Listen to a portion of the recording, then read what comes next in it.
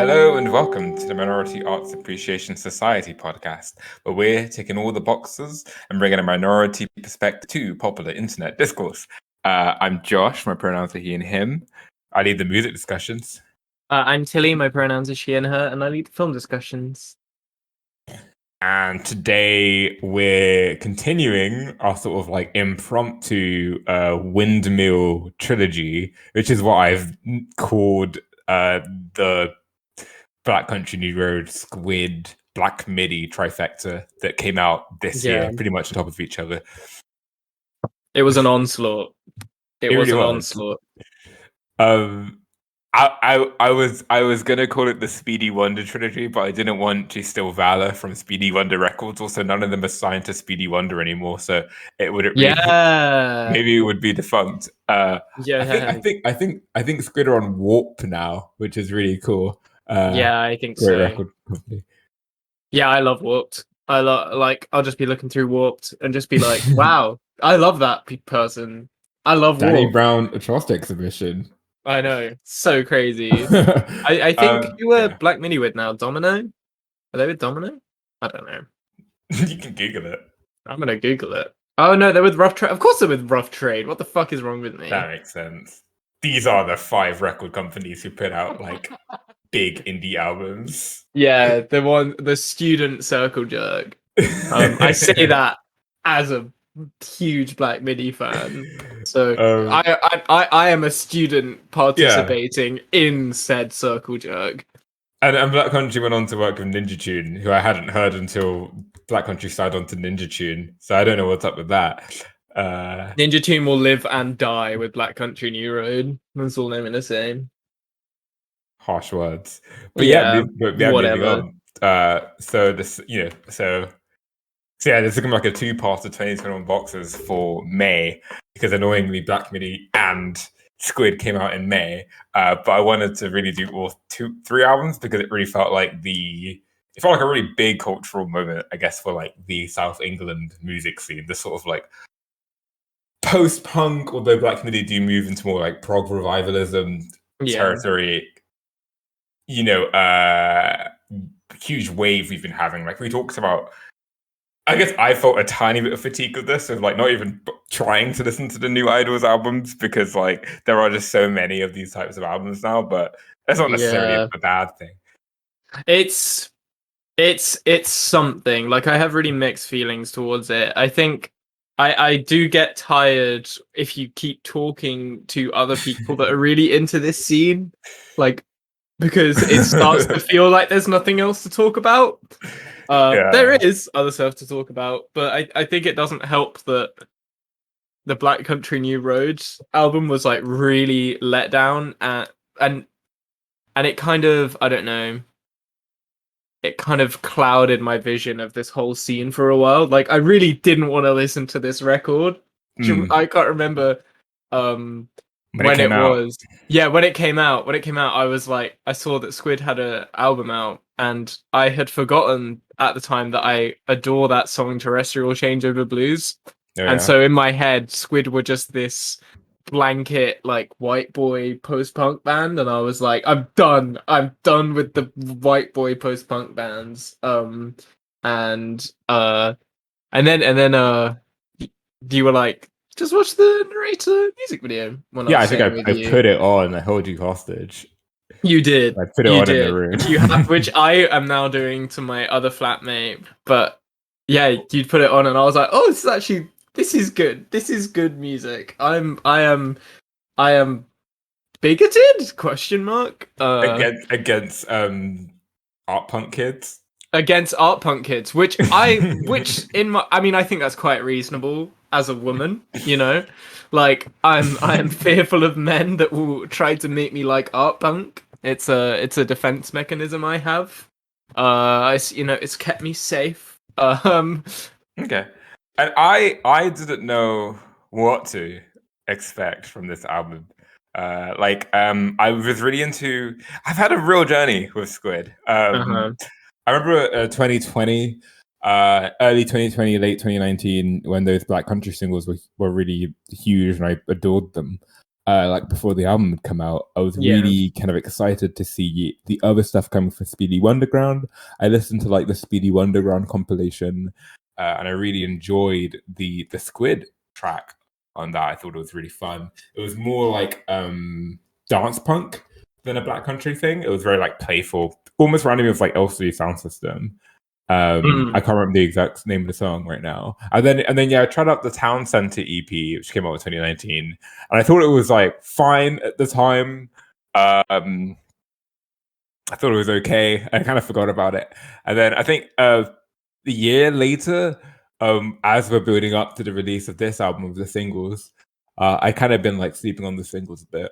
Actually, a woman, contrary to your theory of art punk men, a woman actually told me how much she enjoyed Squid and like all the bands in the scene.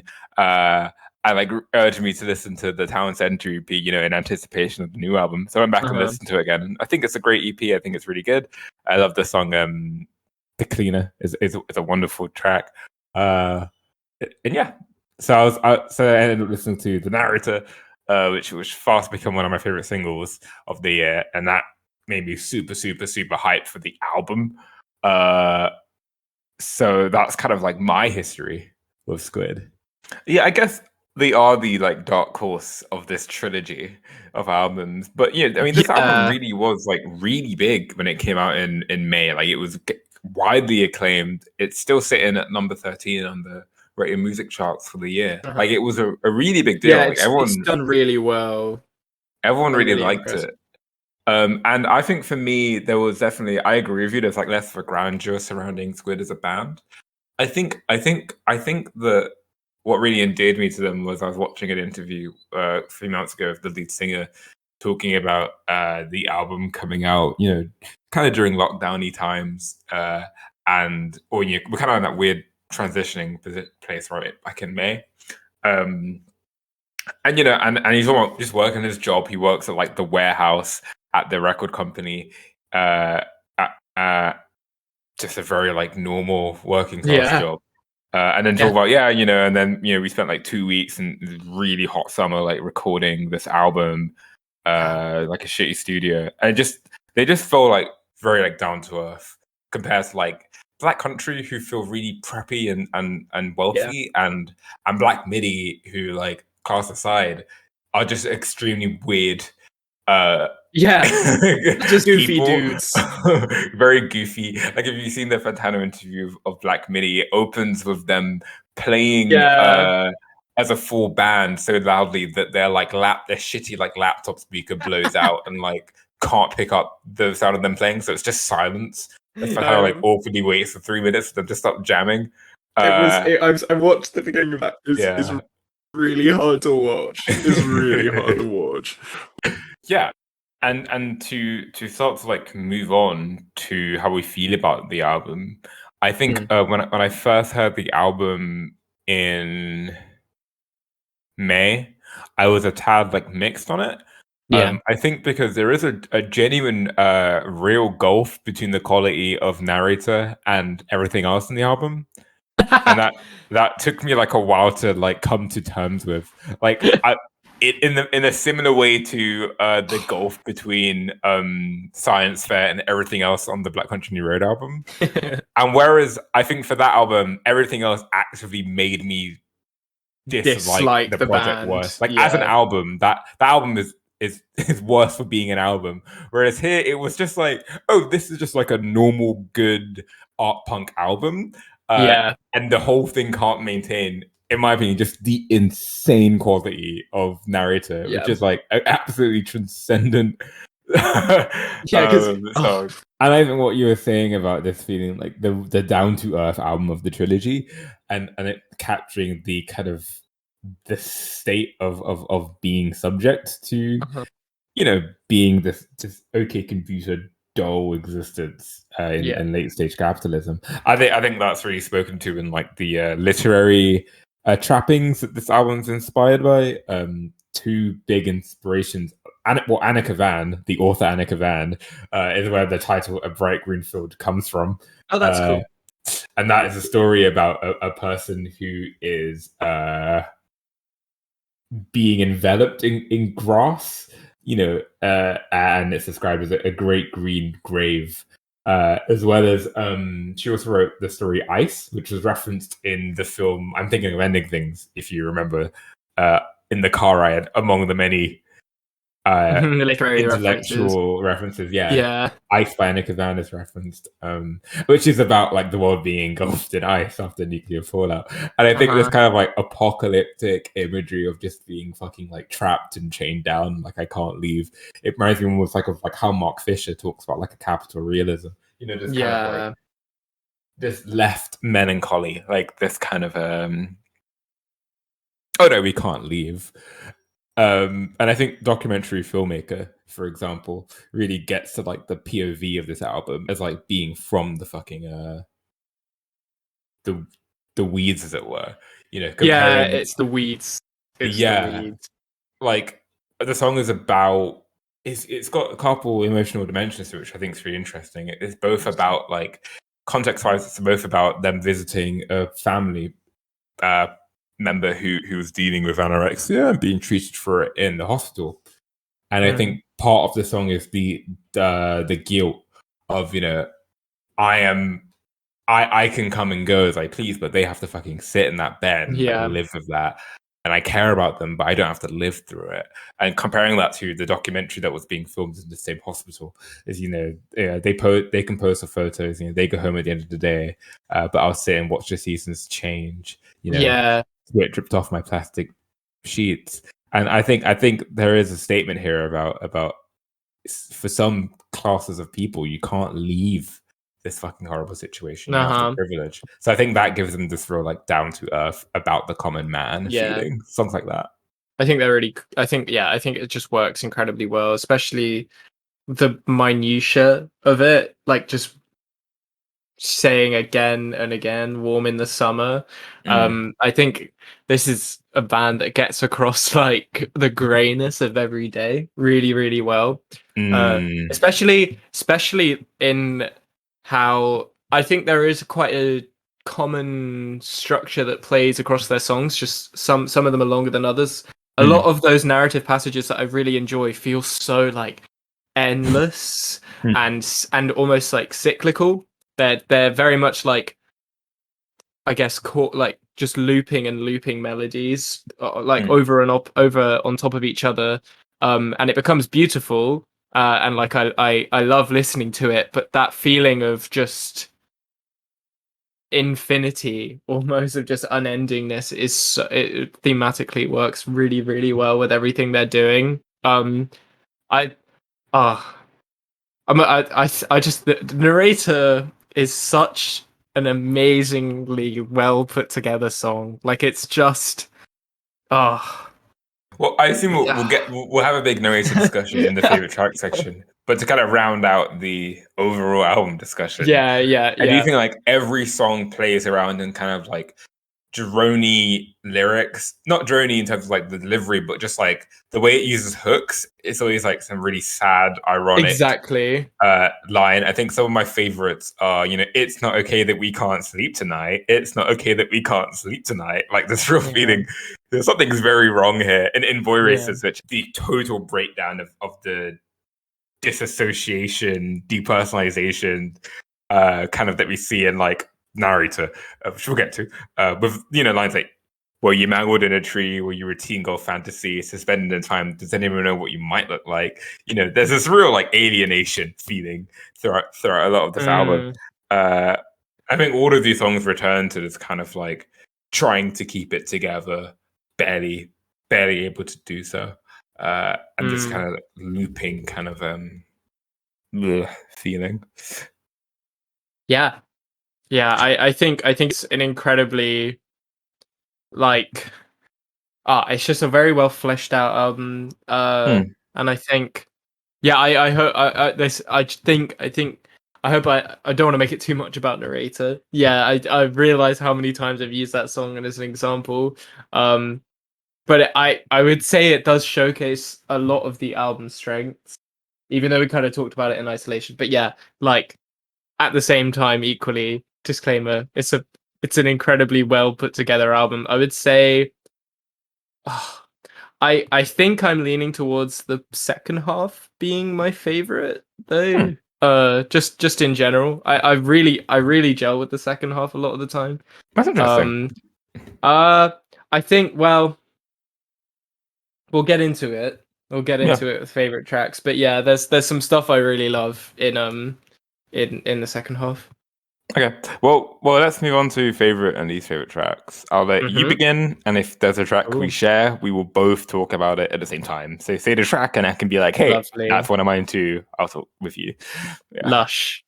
I will start with 2010. 2010. I could see someone having major problems with for being incredibly reminiscent of Radiohead. Um, Wow, I like, have written the exact same thing down. yeah, like I really, it was I really on the second listen of the song, I was like, this is very in rainbows right now. Um, but I kind of don't mind a band like this wearing their inspiration on their sleeves when it really makes sense. It doesn't feel like a cop out so much as just being very authentic. Hmm. Like I think it's filled with so many gorgeous passages that feel very Squid, even though they are also very Radiohead. I just think these bands probably share a lot of DNA. And I don't. They're a band where I don't really mind wearing artistic inspiration on their sleeve because they're so clear about where they come from. They're so down to earth, like we talked about. Whereas other bands, if they're kind of, I don't know, putting on more of a front, I'm kind of less tolerant Hmm. of that kind of thing. But Yeah. with a band like this, I really don't mind. It's just such a gorgeous song, and I appreciate the kind of vocal variety that this brings. Like Hmm. I feel like they knew what they were doing with this song. Like they knew that like they changed it up well. Hmm. And that there isn't any kind of pretense to it of being something other than it is. Yeah. 2010 is one of my favorite tracks as well. I think this is a really like in a fun way, a really ferocious album. Like it's really fast, like it's really driving. And I think 2010 is Yeah, one of the more tender, if that's relentless. the word, moments. The vocals are like softly spoken and less theatrical. A tender kind of slow down moment. I Hmm. think the vocals are softly spoken and much less theatrical. I think the lead singer even said that um this is one of the only songs on the album that he felt wasn't jokey or tongue in cheek in Yeah. any way. Um, and yeah, I think I agree with you. I think the twinkly guitar gives off very like in Rainbows vibes. Mm-hmm. Um, and the track feels like rhythmic and hypnotic in a very Radiohead way, but like in a Yeah. good way. I think lyrically it feels close to like an OK Computer Hell's the Thief. It sort of paints this Mm. like dismal panoramic view of like a dystopian urban environment, in offices, in palaces, meat for the feast, where there is no taste, but the flavor Mm. of things to come. And they're like repeated throughout this bit is like all in lines, all in pals, very like amnesiac. Uh, Yeah. and there's a promise to like satisfy your every need, which we'll see again in like pamphlets and global groove, which was very like Marcuse, very Frankfurt, very like capitalism produces desires. It gives you the flavor of potential, but there's no real substance It's there. an album big on alienation. Very big Yeah, on alienation. yeah. And this song really captures like just how like disjointed and mirthless the delivery of this entire song is, like in vocally. Hmm. It really feels like those capitalistic desires that are being produced like losing the luster, and the desires that are being produced are like more and more depressing. Like for example, like I don't want to sound like phone's bad, but like the desire to like anxiously scroll through your phone um helps capitalism. Like it is a good capitalist desire. It keeps things going, but it Yeah. is like not a fun thing. Like it's horrible. And I think this song really Yeah. captures that feeling of like the desires we're producing aren't fun anymore, but like we can't leave it. Like the nature of the desires to be anxious and keep doing it. Yeah. So I think 2010 is really cool for that reason. Yeah, I'm really glad you brought up just very briefly that it's not a jokey song. It's obviously about really like stark gray ideas, but it's a moment of fresh air on the album because it feels tender. I would say the instrumental is just very soft and inviting. I don't know. It feels like it understands broken people in this system. But anyway, my next favorite track is Pamphlets. Um, Hmm. I think this is a huge standout song. The I just the momentum of it is so exhilarating while also feeling I don't know, very tender again. It's very apocalyptic almost. It feels like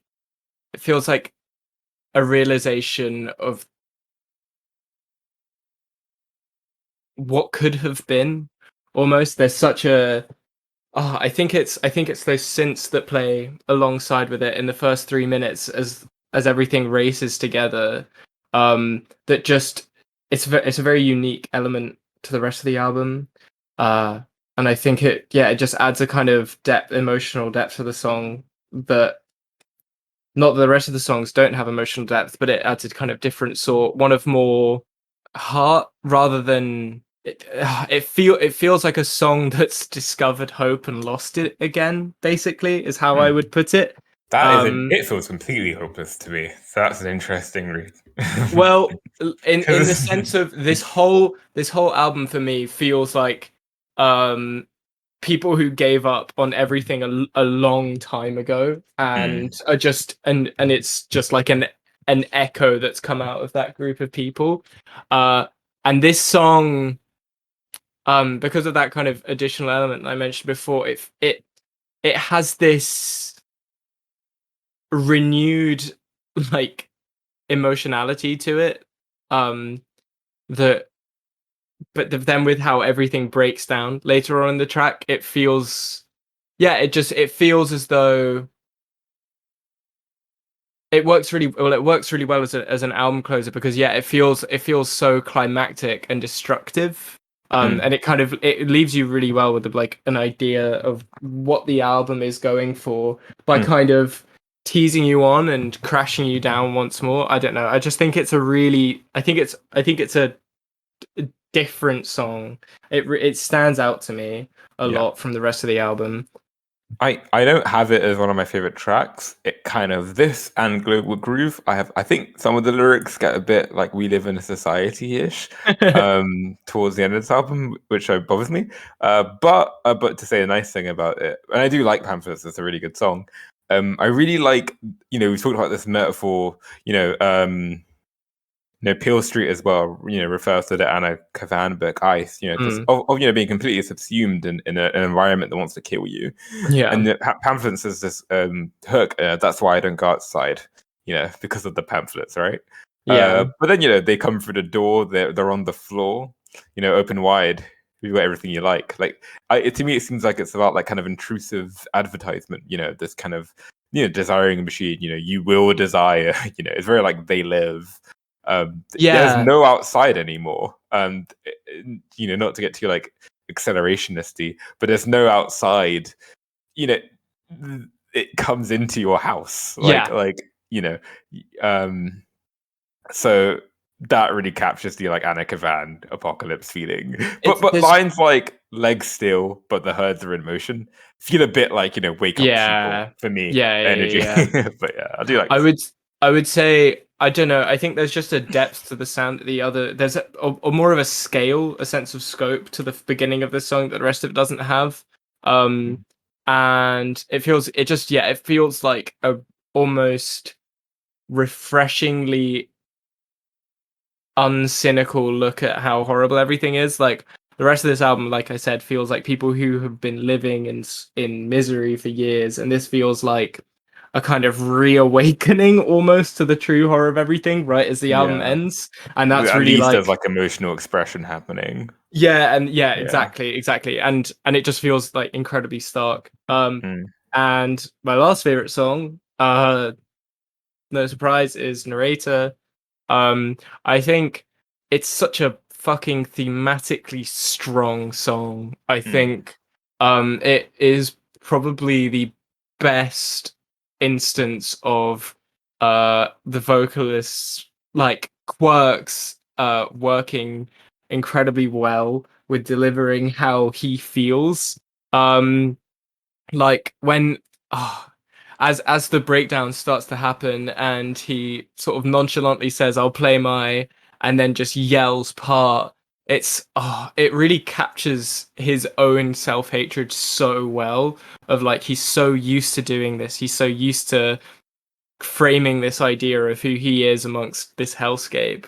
And then just like this lashing in a strike almost of just anger at what he's doing. I just think it's so strong. And when the breakdown does come in and it just keeps going and going, um, but eventually it just sort of decays and fades away. It really gives you this feeling of just almost like this entire 8 minute track was just completely futile. Like we've just seen sort of one almost like mental health episode of this incredibly struggling person, of just like towards the end with it becoming so like quiet. I don't know, it doesn't, there's no resolution is what I'm trying to say. It just feels as though like, yeah, there's that this is just another day almost. This is such a life for him. I don't know, it's a really bleak track for me. Yeah. But it's really just visceral in that that it's really like engaging and exciting and difficult to listen to. I love this song. Yeah, this is also one of my favorite tracks. Like, I think it's an absolute fucking brick house of a song. Um, it's like a genuinely perfect Goliath of a single. I adore it so much. I think to kind of touch on like my reading of it, and I think my reading of it partially thinks that it is more critical of the protagonist it's describing. It's definitely got like sympathy, like there's tragedy here, but I do think there's like critique of this type of guy. I think it's definitely going for like a disassociative breakdown of the character we meet in GSK, the kind of Lego movie walking through farmer, being happy, an incredibly miserable man living in corporate bad faith, a sultry and sense of the world, no real sense of autonomy or self guidance of their own life, just kind of going through the motions that it's expected of them. I play my part. I am my own narrator, losing my flow, and my memories are so unnatural. It really reminds me of the game Stanley's Parable, if you've played that or seen it. Yeah. How that game very playfully goes through, the kind of depressing, nihilistic role of like doing a bullshit job in an office and the minutiae of that. Yeah. And yeah, like the second part, like the absolute screaming breakdown after the I play, along with Martha Skye Murphy. And when she just starts screaming, bah, bah, bah, like it's almost like it is just one of my favorite like musical moments of the year. Like it is so addictive. Addictive is the word. And to get to like the kind of critical element of the kind of character it's describing, apparently in collaboration with Murphy, she really wants to like bring out the feminist dimension in the song. This idea that like this kind of male oppression, disassociation, only be able to view your life in terms of some sort of like egotistical narrative informed by like the ideology you're kind of raised in. Is like also incurs like this awful kind of misogyny. A woman, a partner who too must fit into this like egotistical narrative of like the straight, I assume presumably white guy the song is describing, who, and this is also hurtful for her. And I think her vocal performance is really meant to get across how much just tortures the people around this man. I think the best lyric that reflects this kind of feminist reading of this is the line, flushing out your face with the features from a magazine. And you definitely said on the first track where the only just kind of reference to a potential partner is "I hope my dinner is warm." It's a kind of very patriarchal expectation. So yeah, I love how nuanced this track is. It's the most politically nuanced song on the album, I think. Yeah, 100%. It's everything politically with this. I think everything with what you just said. It's just woven so incredibly well into the album itself. It's not told to you that my wife is insignificant. Like you just don't hear about this significant other. Like it's just really clever. I would, for my least favorite track. hmm. Hmm. Hmm. I'm gonna say Peel Street. I don't. No, it's not Peel Street. I I'm struggling. I'm really struggling. I don't like. Normally, if an like I really do like this album. I probably love it. But I'm genuinely like I wrote every time I wrote down a least favorite song for this album, it was like it didn't feel. I would go and listen to that song to make sure, and it wouldn't. I would change it. So like I hate not bringing a least favorite song, and I'm picking one. Um, but I think if I'm being truly honest with myself, the song that I'm making myself try to like the most is Boy Racers. I That's a good song. I see this is what I'm saying. That's what I said to myself whenever I picked a least favorite song. Like I'd pick one and I'd play it and I'd go, why did they pick that? It's a good song. And we have this stupid gimmick where we need. No, I'm joking. You gotta kill your babies. You gotta kill your babies, and I'm not copping out and picking like a the first song or the flyover, because that is not good. Those are cool tracks. I like this. They are. I'm glad they're there. Like they're not. They genuinely have a point. I'm just I like what they were trying with the stuff towards the second half. I think it's pulled off decently, but I don't like. I'm not mad for it. I'm not like it doesn't piss me off. It doesn't ruin like the album for me, but I'm not like, oh yes, I love the part of the album where it sounds like Low. So like the second half of Low, that is. Yeah, Brian Eno. So yeah, true. So that's my least favorite song. It's not like, well, like I was kind of saying, normally if I struggle to pick a least favorite song, an album is like, that's a very, very strong album, like very strong. I don't say it's that high up for me. But I guess, yeah, no, I'll do my recommendation after your favorite songs, but this is still an album I very strongly enjoy. But I'm just trying not to give the impression that I think this is like a flawless album by struggling to pick a least favorite track. It's just, there's normally something I like about every song on the album. If that makes sense. Well, Boris is great, and I really like that it just fucking dissolves into just Brian Eno drony nightmare. I think that's conceptually great. So yeah, good track. I'll go now. The one favorite track I have that didn't come up in your section is Paddling. I love Paddling. Yeah, Paddling's so fun. Great. Paddling is fun. It feels like the total ego after the total like ego breakdown. After that moment of like total Brian Eno dissolution at the end of Boy Racers, and the chaos of Narrator. Paddling feels like trying to like regain composure and return to this kind of bad faith position, like patient and in control. Just do what you're told. Yeah, very like satirical. And I think like the confident, controlled guitars that are introduced really like reinforce that. there are people inside is one of my favorite hooks in the album. That's incredibly fun. And also, I like how the song paints like the image of a man barely keeping it together, trying to portray this image of success. I take the "where are you going? Don't want to go there." It's like, don't go to the bad thoughts. Comb your hair and tense the muscle. Like, just fucking hold it all in. You can do this.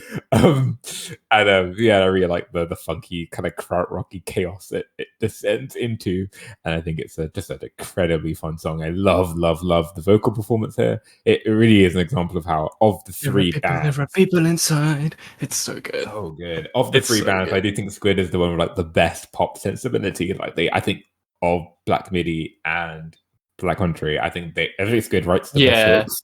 I think their songs are so fucking fun from like a pop writing standpoint. 100%. And then my least favorite track is Global Groove, which is a good song, but it's the first song in the album where I think it veers into "we live in a society" territory with the lyrics. I hope I'm not being too harsh. I don't know if you felt this way. Well, I mean, even the song Global Groove is kind of, like it's clear what they're getting at. Lines like, "We're still dancing today to the global groove. Watch your favorite war on TV right before you go to sleep. And then your favorite sitcom. Watch the tears roll down your cheek." I'm so sick and tired of dancing. It's like, Lorde kind of wrote this song when she was like 17 back in 2013. You've kind of done this in terms of like political satire. And it's like, I don't know. I feel like it feels relatively like uninspired way to look at kind of the desensitization of to everything. How everything from tragedy to farce is sort of flattened into entertainment. It's a good point, but I just think like the way it's expressed here isn't as good as say like how Josh Tillman approached it in like pure comedy, for example. I think this could have been done better. There's not enough. It doesn't have that witty edge of a Father John Misty song. Yeah, it's a bit like, I don't want to be too mean because again I love this album, but it's a bit like I'm 14 and this is deep. It's like watch your favorite war on TV. It's like okay, got it. I get it. Yeah, when I was 14, I would have like loved that line. Is kind of my vibe. Yeah. But would you recommend this? Yeah, I would give this a strong recommend. I think this is essential for anyone that's kind of following this trend.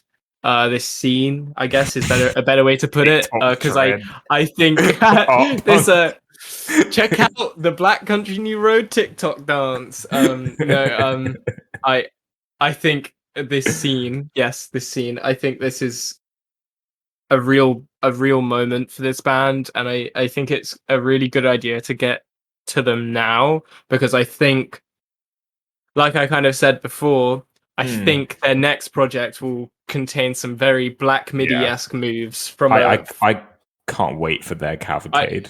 Just doing a whole album of Narrator quality songs. Yeah, completely. Where I'm just like, okay, this is a great band rather than like a great band in this scene. I mean, I love this. That's not to take away from how much I would love this album. But yeah, I think it's if I can recommend this to someone in any way, it's like get in now. Which is and it's I don't know. It's nice. They make the scene feel a little bit broader as well. Yeah. Like they give a new edge to it for sure. I think of the three bands, I'd feel most comfortable going to a Squid concert. I've been to a Black Midi concert and it was really fun. It was really great. I really loved it. I don't think I ever want to go to a Black Country New Road concert. I think that sounds like hell. I just pictured like hundreds of white people who look like the band members and drowning in that white sea. That sounds horrible. I would love to just go down to Bristol for a day and just see Squid. That'd be fun. I think that sounds good. Exactly. I forgot I had Black Country New Road tickets until like a couple weeks ago, and I was like, I'm sure it's fine. I'm just saying the type of fan base Squid would inspire, I think, is less insufferable than like a Black Country mega fan. But that will definitely be showing up at the gig, and Oh, I mean, I'm kind of done with that band anyway. I think I'm gonna sell my ticket. Fucking rip.